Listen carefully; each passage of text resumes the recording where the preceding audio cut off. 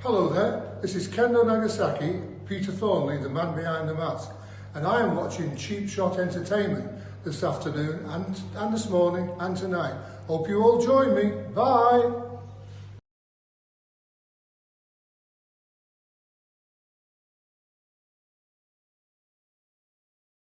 Promotional consideration paid for by the following.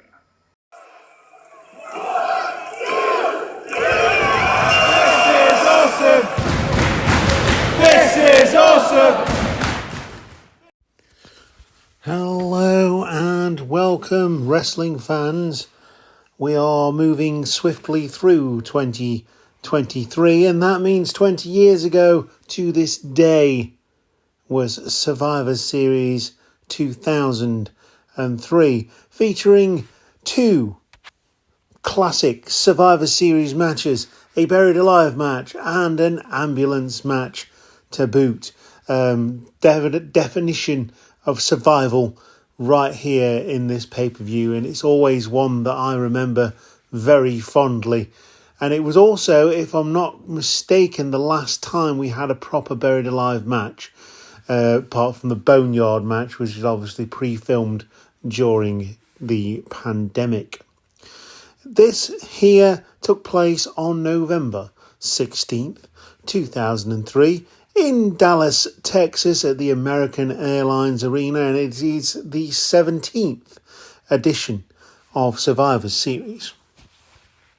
It is a joint pay-per-view from Raw and SmackDown. Of course, the attendance does look impressive, but it was 13,487. Because obviously the big the big entranceways and stuff like that took away quite a lot of what they could do with the crowd and how many people they could fit in, as well as the ambulance and the grave site for the aforementioned matches. The main event of the show was also Goldberg versus Triple H for the World Heavyweight Championship. And I cannot for the life of me think why they didn't choose the Buried Alive match for the ending. But there you go. So we roll on, and this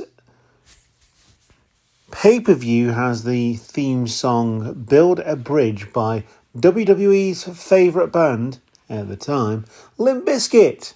Yay! And of course, you've got the game arena on the games.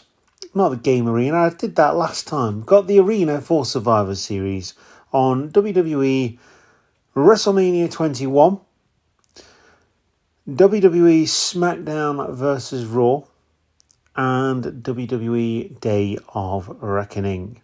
So interestingly, there was two GameCube games and one Xbox and PlayStation 2 game. So there you go.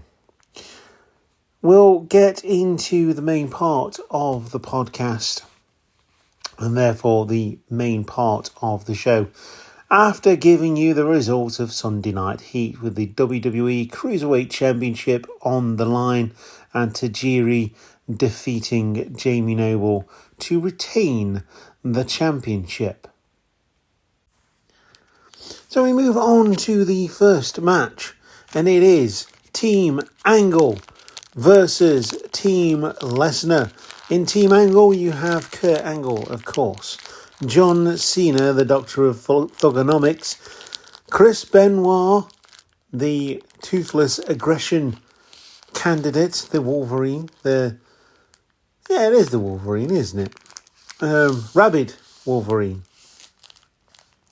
Bradshaw, fresh off the APA, and Hardcore Holly.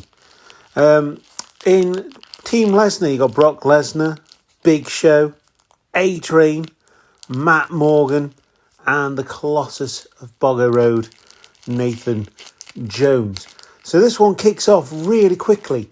After all, the competitors are out at ringside and ready for their match. This one kicks off really quickly with a jump start. Hardcore Holly shoving the referee down Brian Hebner, and getting disqualified straight away. He is followed quickly by the A-Train, followed quickly again by Bradshaw. And then for a little while we have a little bit of wrestling. So there's 7 guys left in the match, 3 on 4. It would be Nathan Jones who would go next. It's Matt Morgan who goes next at the hands of Kurt Angle with an angle slam. Nathan Jones goes next with a crippler crossface, and that gives the advantage to Team Angle. It's John Cena, Kurt Angle, Chris Benoit versus The Big Show and Brock Lesnar. Kurt Angle goes next after a wicked F5, low and tight, and Kurt Angle, the leader of Team Angle, goes next. Brock Lesnar, surprisingly, then is the next person to go, and again tapping out to the crippler crossface. Again, Team Angle is up 1 man. It would then be 2 on 1. Big Show being the last man standing for Team Angle. Kurt Angle's already gone. Chris Benoit and John Cena being the last 2 for Team Angle. Just as Big Show was getting the upper hand in this one, the referee was checking on Chris Benoit. John Cena comes in, hits Big Show with the chain, and hits an FU, a version of the F5, and it was actually named after the F5 because Cena and Brock Lesnar had a little bit of a feud.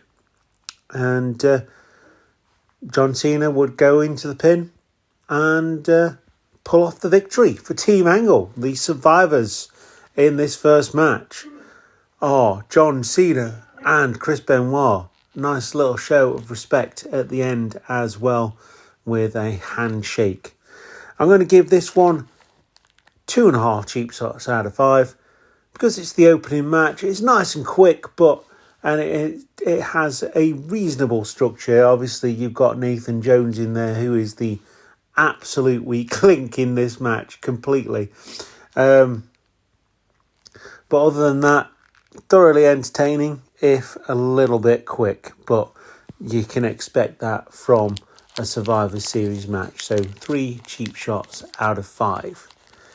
We move on and we have a backstage segment here with Vince McMahon walking the corridors of the American Airlines Arena, trying to locate his son. Knocks on the door, walks in, says he is feeling spiritual, guided, protected by a higher power. And then it suddenly dawned on him that it's father and son in individual matches against 2 brothers. And Shane McMahon is feeling like he is sorry for what's going to happen to his father. Vince McMahon walks out of the room. Shane McMahon carries on warming up. Vince walks into Stone Cold Steve Austin. An exchange of laughter, and then nothing, with Stone Cold moving past Vince McMahon and leaving him in the ether. And we move on to the next match. It is in fact a championship match, the first one on the card at Survivor Series 2003. It is the Women's Championship that is on the line in this one. It is Molly Holly defending against Lita. Now, it's difficult to concentrate on this match. It is actually a decent match, but obviously the commentary team of The King and JR. JR is very much calling it as a wrestling match. The King keeps going on about Molly Holly's lips and puppies. Now, much like the Trish Stratus matches that he calls, I think that is very inappropriate. Obviously, at the time, it was more acceptable. You look at it now, it's definitely not. And in a wrestling world where women are second-class citizens and treated as such, which they shouldn't be, it doesn't hold well in the past sort of 20 years.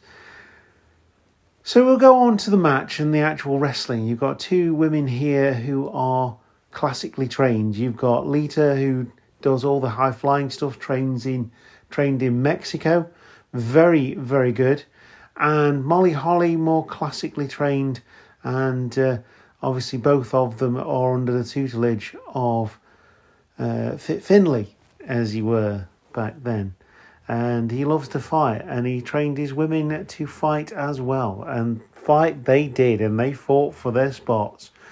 Early on in the match, Lita goes out of the ring and lands quite nastily. And Molly Holly follows up that with a nasty throw to the barricade. From here, Molly Holly is completely on top of this match. He slows it down a little bit, keeps Lita grounded, which is absolutely sound strategy. The comeback would be in the form of Lita getting a few shots in, using her quickness to get a near fall with a roll up for Molly Holly to kick out.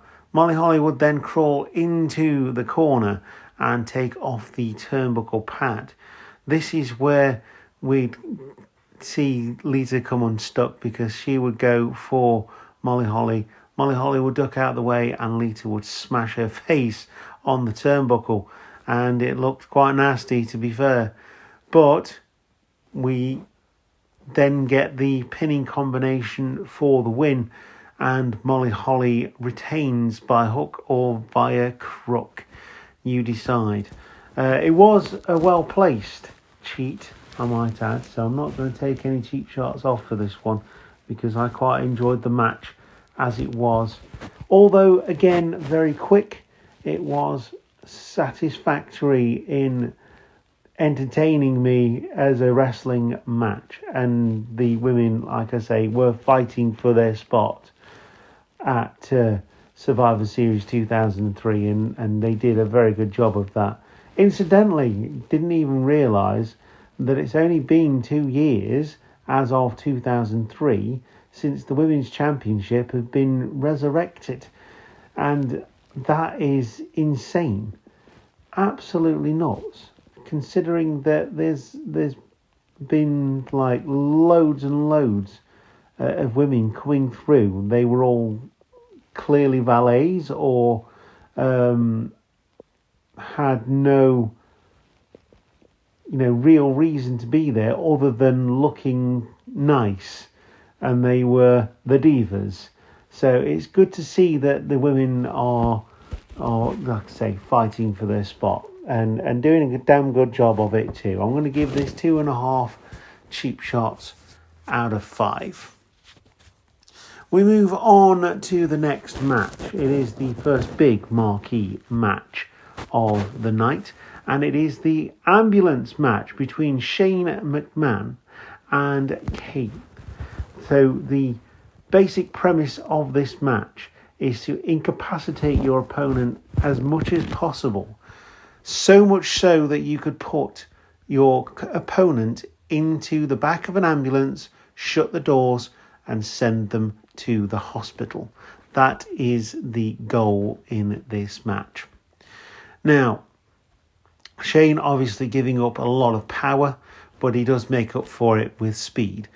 Kane makes his entrance, the ambulance is precariously placed in between the sets of pyro, which I did think was quite, and the ambulance does react quite slowly, but it does move out of the way of the pyro. Obviously, Kane's pyro being fire and the ambulance being full of petrol and an arena full of people. Yay. Anyway, like I say, the ambulance reacts and moves back after the pyro has been taken away. Kane looking longingly at the ambulance, rubbing it down and walking out with a towel on his head. And that is just a tea towel. Actually, no, it's a black hand towel, I suppose, isn't it? Like a gym towel.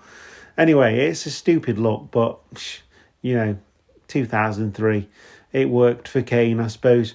Shane McMahon comes out second and jumps Kane for a jump start, gets a couple of shots in and then sends Kane over the top rope.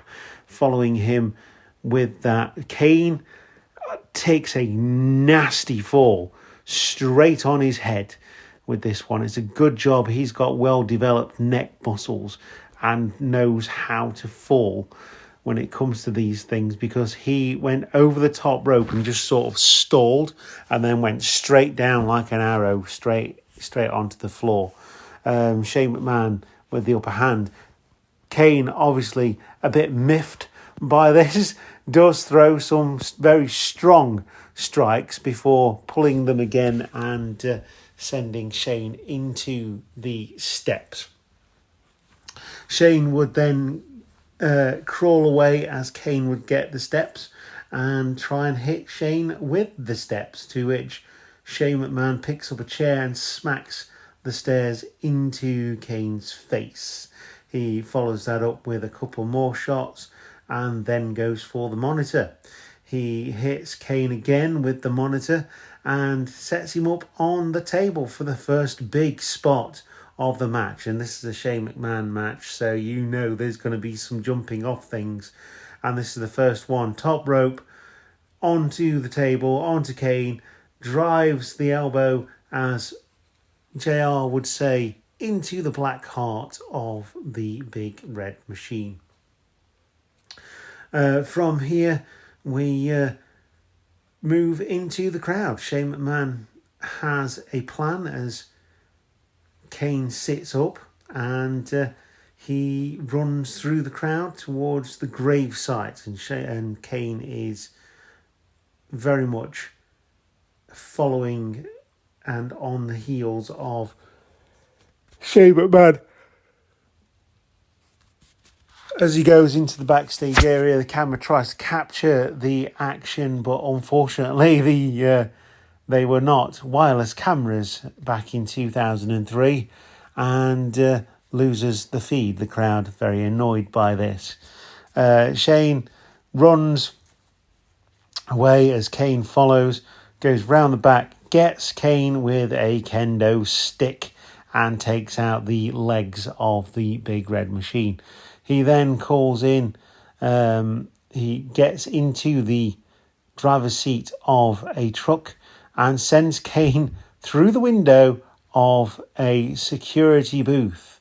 He then calls in a second ambulance, grabs the gurney out of the ambulance, tries to load Kane onto it, to which Kane comes back and throws Shane McMahon into the wall several times before heading out back to the ring.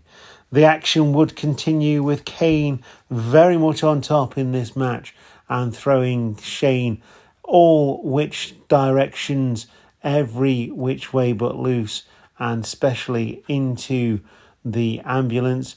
Throw Shane McMahon into the back of the ambulance, almost getting the door shut before having the door kicked back into his face. There is a moment here where Shane smashes Kane's face into the door of the ambulance by swinging it towards his head, unprotected, I might add, and he is now the mayor of Knoxville. So I wonder whether that had a bearing and an effect on his political career. Anyway, We then get the second big spot of the night as Shane manages to incapacitate the big red machine once again, load a box onto his leg and the bin into his face, climbs up on top of the ambulance, goes coast to coast and almost manages to get Kane into the back of the ambulance before getting kicked away and dragged actually into the back of the ambulance before being thrown back out again. It would be here where Shane would be the victim of the tombstone pile driver onto the concrete, much like his mum, who he is fighting for in this match. And Shane McMahon loaded into the back of the ambulance, and that is your lot for this one. Kane with the victory. Shane McMahon heading to the hospital. I'm going to give this one 4 cheap shots out of 5. Thoroughly enjoyable. Obviously, the hardcore championship is not a thing at this point in time, but this match was as close as we could get to that hardcore championship 24/7 style where they go into the back and all that kind of stuff. It very much gave birth to the backstage segments in the games in SmackDown versus Raw and things like that, which is brilliant because we got more backstage areas and all that kind of stuff when you play the games, and more intricate backstage areas as well as we went through the series. So this match is brilliant. It's a masterclass in how to put on a decent match with one fully trained professional and one semi-trained professional wrestler. And neither of them bled, just a little bit of bleeding from the mouth, which I'm guessing is a cut lip, which is kind of nothing. So very enjoyable, no blood involved. Absolute barnstormer of a match. We move on to a interview segment with Josh Matthews and Brock Lesnar. Brock Lesnar says he did not tap out. He did indeed tap out. He didn't tap out, but line up anybody and he would take them out right here, right now. And we move on to the next match. So we move on to an in-ring segment next, featuring Jonathan Coachman, otherwise known as The Coach. He makes his way down to the ring wearing a neck brace and says that he will be absolutely fine after the brutal beating he got from the Dudley Boys last Monday. He's also wearing a neck brace for added effect. So the owner of a local sports team is in the front row. I forget his name now. I mean, I'm not American and I don't follow American sports, although I do watch the Super Bowl and obviously I watch wrestling. He gets interviewed by the coach. He says he can't wait to see Stone Cold kick Eric Bischoff's ass. Well, neither of those are in the match. It's 5-on-5 Survivor Series match and they are on the outside and not involved. Anyway, so Bischoff invites him into the ring, gets into the ring, he pushes Bischoff on his ass, and then Randy Orton comes down and RKO's him. Apparently that's a legend kill. And the owner of, what was his name? I don't know, I can't remember. So, we move on now into the back where the Evolution boys are celebrating with champagne and ladies. Triple H is about to take off his shirt while a couple of ladies rubbing him down. Ric Flair says, no, the champ can't get weak at the knees. He's got a title to win. Just as Randy Orton comes back and says, guess what I've just done? I've just knocked out a local sports team owner. And again, the name surpasses me. So, yeah. Some kind of LA something. Well, no, they're in Texas. It's the Dallas Mavericks owner back in 2003. I knew it was something along those lines. Anyway, so he says that, and then they toast again with the champagne and the ladies. So we move on now to our next match, and as the SmackDown announce team, Michael Cole and Taz, says that their next segment in this show is actually going to feature the superstars of SmackDown rather than the announcers. And that they do. It is the Basham Brothers versus the Guerreros, or Los Guerreros. And the Basham Brothers come down to the ring with Shaniqua and her new balloons, shall we say. And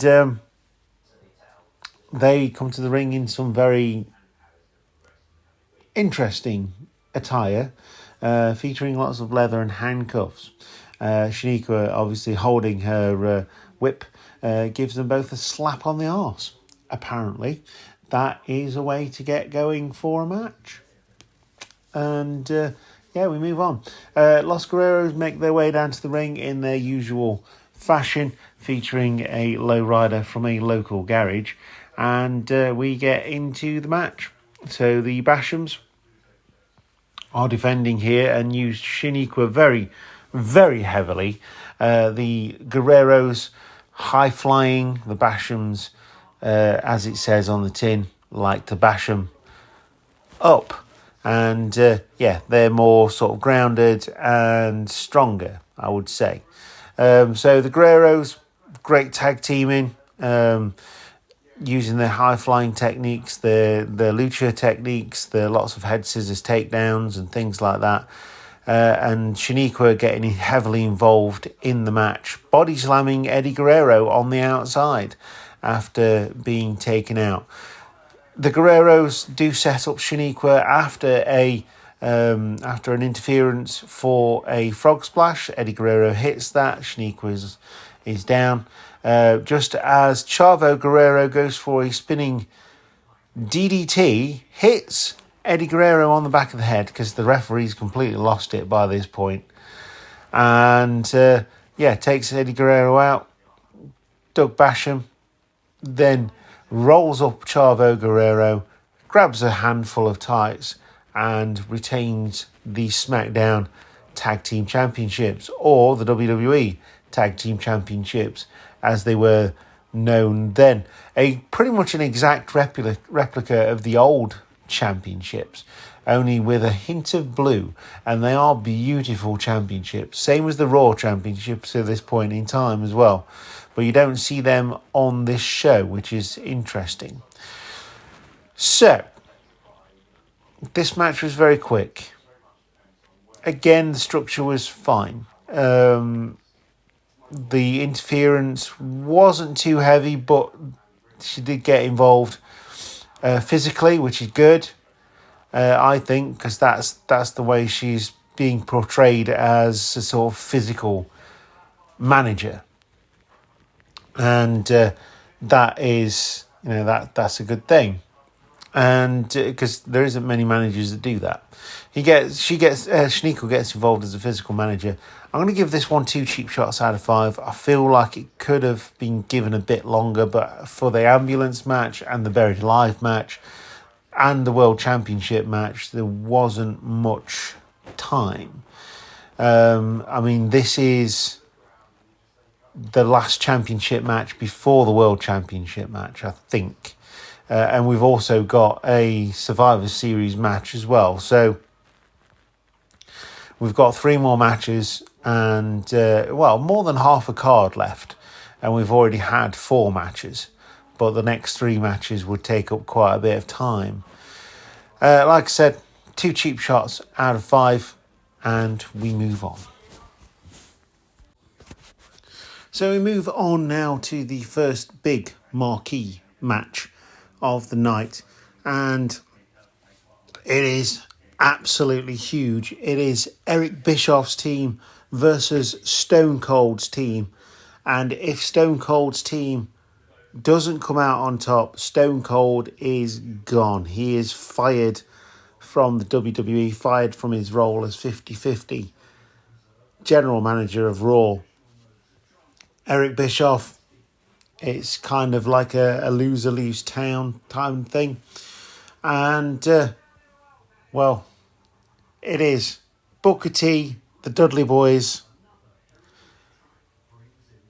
RVD and Shawn Michaels for Stone Cold. And Eric Bischoff's assembled a team of Y2J, Chris Jericho, Christian, Mark Henry, Randy Orton, and the last person, which absolutely eludes me, and I will remember eventually. Scott Steiner, of course, yeah, because it would be Scott Steiner that would get eliminated first. That's why I can't remember. But he is accompanied back to the ring by Stacy Keibler. Stacy Keibler is unwilling at this point, obviously, coming down and being the manager of Scott Steiner turning heel, that whole feud with Test and all that kind of stuff. Anyway, let's crack on, shall we? 5-on-5 traditional Survivor Series match. And if you're very new to wrestling, you probably won't know what a traditional Survivor Series match is, because they very rarely use them these days, unless it's the SmackDown versus Raw 5-on-5 elimination sort of warfare thing. A 5-on-5 elimination match is your Survivor Series, with the idea being that the survivors are the sole survivors. The very first Survivor Series going back in history, the very first one was a load of these matches with the survivors on each team going into the last match, and it was a bit of a cluster. They even had a 5-on-5 tag team elimination, which was like 20 guys around the outside of the ring, and it made absolutely no sense. And I'd be really miffed if I bought a ticket to that. Thank goodness they haven't done that since. But, right, let's get on to the match. First elimination is Big Papa Pump Scott Steiner. He leaves after Stacy Keibler tries to get the crowd behind Booker T as he gets put in the Steiner recliner. He is distracted and he is subsequently eliminated from the match after a bit of interference and a finish. Feel sorry for the referee in this one, obviously, as in all Survivor Series matches. It's quite a difficult task to control 10 people in the ring, as well as managers and people on the outside. Booker T, unfortunately, would go next. He would be eliminated, and we're down then to 4 on each side. Mark Henry would go, followed quickly by RVD and Devon Dudley. It is now 3 on 2. It is Bubba Ray and Shawn Michaels for Stone Cold's team, and it is the Legend Killer as well as Y2J and Christian on Bischoff's team. They would then go ahead and eliminate Bubba Ray Dudley, leaving Shawn Michaels on his own, and this is where the hijinks started coming in, because after a referee distraction, Y2J would pull Shawn Michaels out of the ring, and Christian would monkey flip him into the post. Shawn Michaels would then start bleeding. I use air inverted commas for that. He would start bleeding, and that would be the crux of the match. It would be losing a lot of blood, and it would be 3 on 1. Shawn Michaels does battle back, though, eliminating both Chris Jericho and Christian with the Sweet Chin music, and it would then be Shawn Michaels and the Legend Killer Randy Orton left in the ring. No one ever thought it would come down to a 1-on-1. When it went 3 on 1, you would have thought the survivors would be 3 on Eric Bischoff's team. But this happens to be one of the best Survivor Series matches that I've seen for a very long time and since this point. So, Shawn Michaels, Randy Orton. Shawn Michaels would go for the sweet chin music, not shin music. That is Mankind's speciality. Sweet chin music. Eric Bischoff would climb in the ring, interfere, kick Shawn Michaels in the stomach. Stone Cold would then get involved and take out Eric Bischoff. They would battle up the ramp. I say battle, I mean Stone Cold will be beating Eric Bischoff up the entranceway. And as the referee was down, Batista, the animal, Batista, Evolution's animal, would roll into the ring, give Shawn Michaels the most devastating Batista bomb I've seen for a very long time, and Randy Orton would crawl into the cover after being stunned by Stone Cold Steve Austin and almost flying out of the ring. Austin would be distracted with Eric Bischoff. He was having too much fun beating him up. 1, 2, 3, very laboured by the referee, but you can't argue with the facts.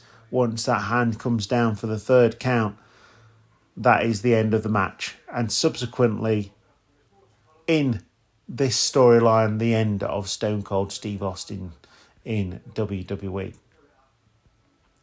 And quite rightly, Stone Cold would run back to the ring, give Shawn Michaels all of the credit that he deserves for holding up this match, because Shawn Michaels is an absolute boss in this match. And although the eliminations came quick and fast up to the last 4, it was an incredibly enjoyable match. And I was talking to a fellow wrestler about the characters, the storylines that wrestling produces, and certainly WWE in 2003 was producing some really good edge of your seat. Need to watch it the next day, need to watch it the next week, need to watch it the next month television. And this was no different. It was the man versus the people who go against the man, and it kind of recaptured that Attitude Era thing, which got so many people interested in wrestling and subsequently saved the WWE, and made it what it is today, which is why people look so fondly back on the Attitude Era. But I gotta say, I love the Ruthless Aggression Era, and this is the Ruthless Aggression Era. So I'm going to give this match 4 cheap shots out of 5. Just because it's a bit of a cluster. I mean, it always will be with Survivor Series matches, the referee, and only one referee, which is, I always find a bit weird with these matches. Having been in multi-person matches, they're not as fun as people may think they are, because you've all got to get stuff in and it's really quite difficult to keep track of things. But they do very well here. And like I say, 4 cheap shots out of 5. Very enjoyable. It is the second Survivor Series match on this card. And this one had a lot more for it than the first one, although the first one told a very good story as well. We move on to the next match. Okay, so we move on to the pre-main event, and something that I thought should have actually been the main event, but was not. It is the second marquee match of the night. It is the Buried Alive match, and if memory serves me correctly, certainly in WWE, there has not been another Buried Alive match since 2003. So we're talking 20 years. I mean, we could argue that the Boneyard match was basically a Buried Alive match, but that was pre-taped and it wasn't live as the Buried Alive matches were. So it is The Undertaker versus Vincent Kennedy McMahon.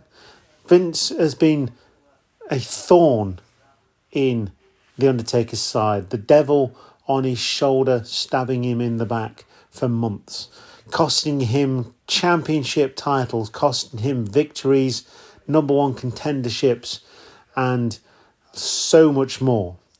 Not only that, he's been terrorising his own family and that the lives of the other wrestlers as well. So The Undertaker, being the big dog, stepped in. And he said that if Vince wins, Undertaker dies. But if The Undertaker wins, no more trouble from the boss. And there you have it. You have a buried alive match. The only way to end a feud as big as this, we're talking over 20 years in the making. They made a big deal out of the Vince McMahon versus Hulk Hogan feud. This is probably bigger. Vince brought The Undertaker in from WCW when he was Mean Mark Callis. Gave him this character that was timeless and lasted another 20 years past this mark. And he always managed to invent himself, reinvent himself, come out with new things. And this was his renaissance. So let's get on to the match. Basically, it's The Undertaker kicking the snot out of Vince McMahon for a good 10-15 minutes. Vince gets no offense in here at all. Ends up bleeding profusely.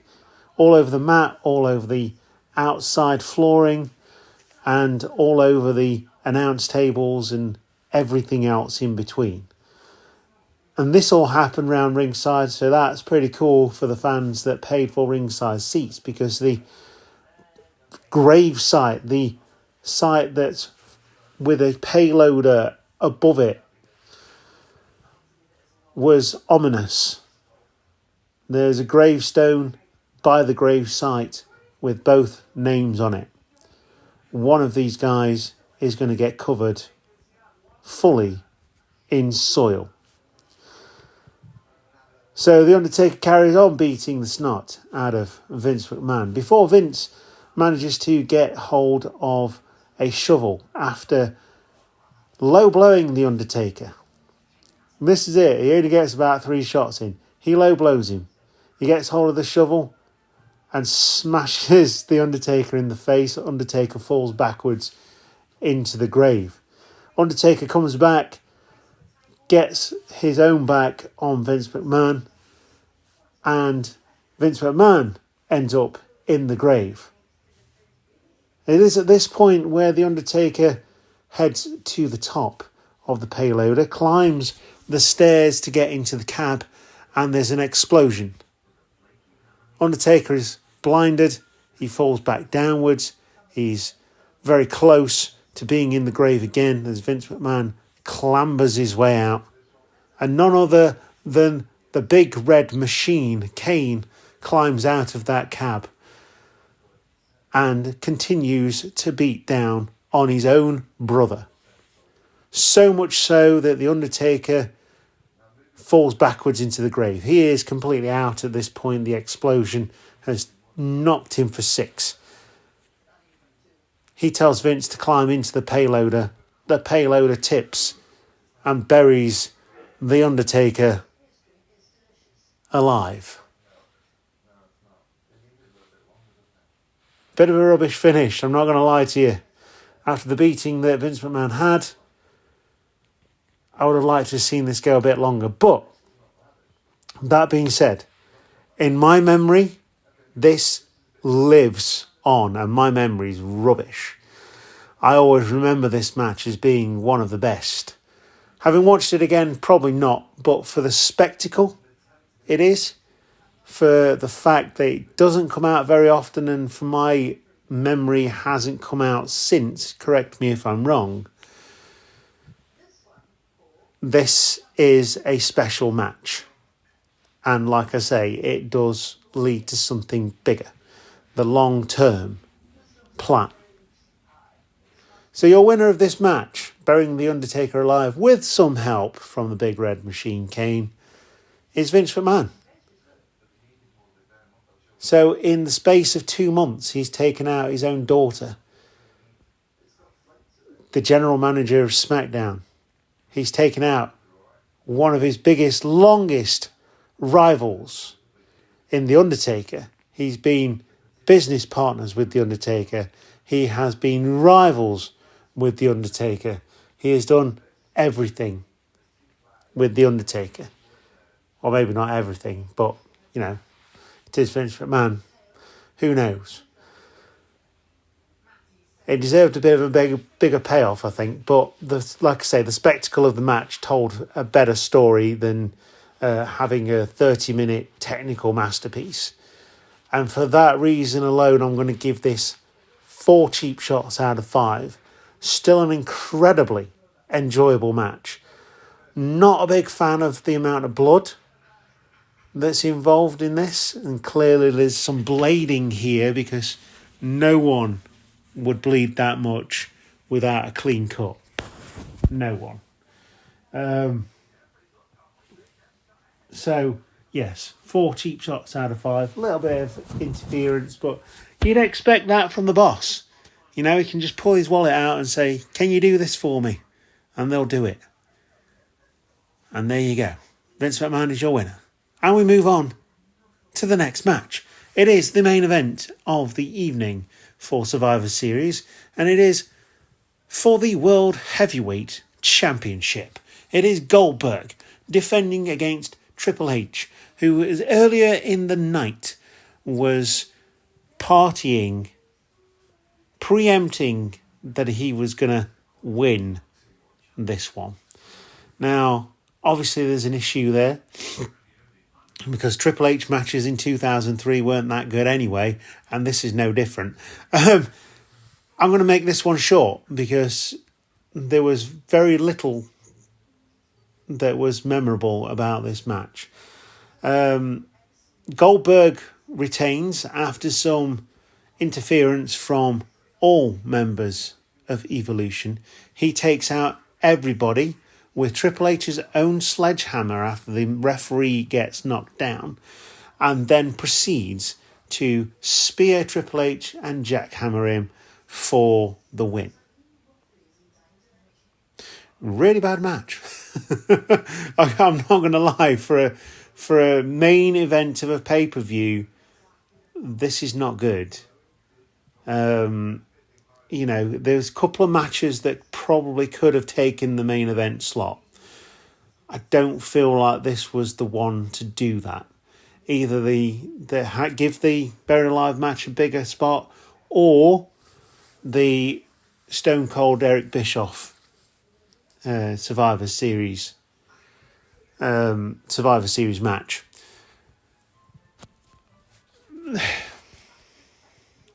Maybe I'm being too harsh on this, but like I say, Triple H matches in 2003 were not good. Goldberg was just there for a paycheck, and you could tell. So I'm going to have to give this a low mark, and I'm going to give it 2 cheap shots out of 5. The amount of interference was there to take away how much it actually stank up the place, and the fact that it was a main event. But not only that, like I say, you've got Triple H, who was gifted but not bothered at this point in time. It's just like, yeah, I'm married. I married the boss's daughter. I'm untouchable. And then you've got Goldberg, like I say, he's just there for a paycheck, and people knew this. It was the age and the dawning of the internet wrestling fan. Obviously, it had been around for a little while, but this was the point where things were vastly available. And, you know, from video game, you know, creator characters where you could create characters that weren't in the video games for having tutorials and things like that, to, you know, internet dirt sheets. And there were dirt sheets. There's always been dirt sheets, but they were always printed. Internet, instant dirt sheets. And this was the point where it turned. It was still very enjoyable. The whole pay-per-view was very enjoyable. But that last match, just,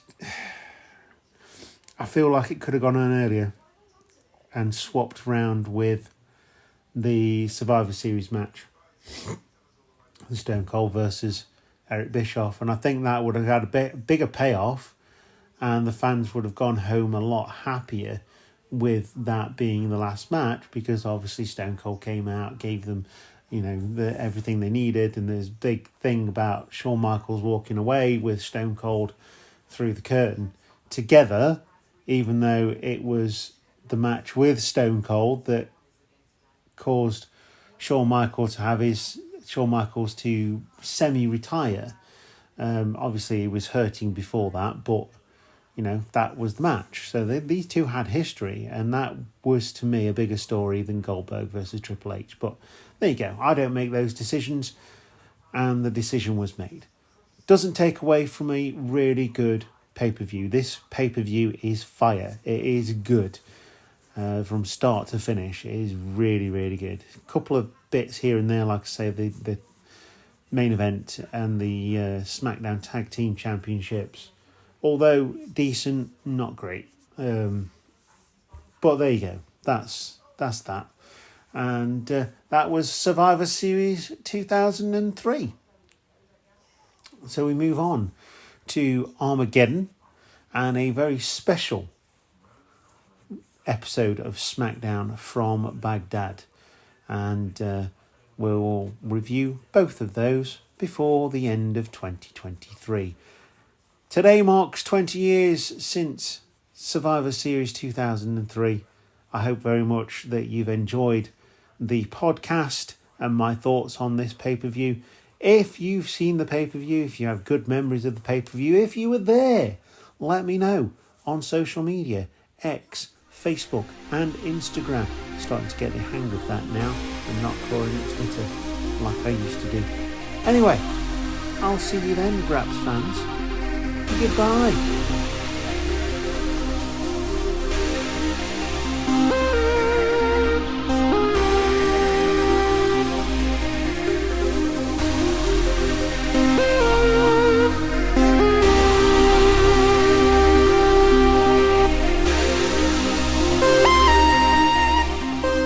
Hiya.